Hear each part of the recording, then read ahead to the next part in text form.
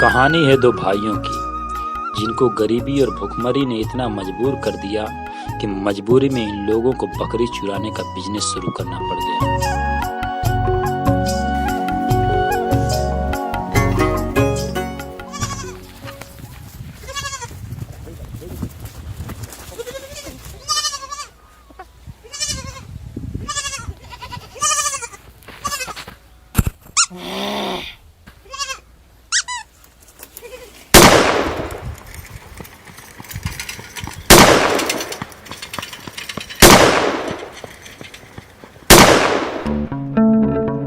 मगर ये बात बहुत जल्द इन दोनों के समझ में आ गई कि बकरी चुराने में इनकी दाल ज्यादा देर तक गलने वाली नहीं है।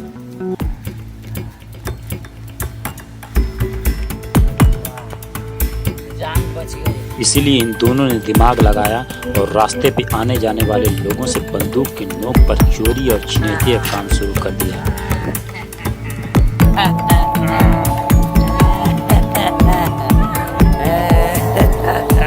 चल दे चला।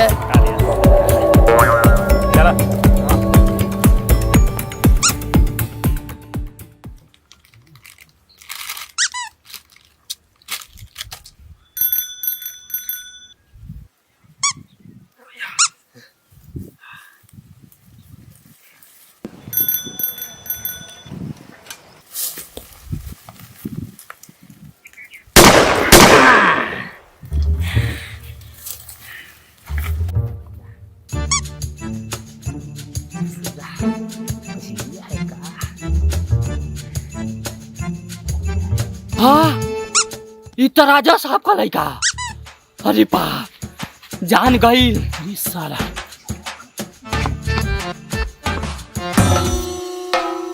राजा साहब, हम आपके लड़के को काहे मारेंगे राजा साहब?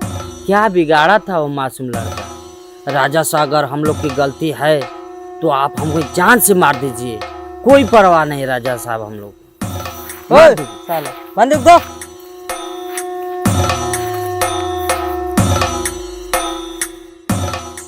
ये लीजिए राजा साहब, मार दीजिए इन दोनों को। साले तुम दोनों इतने हरामी हो।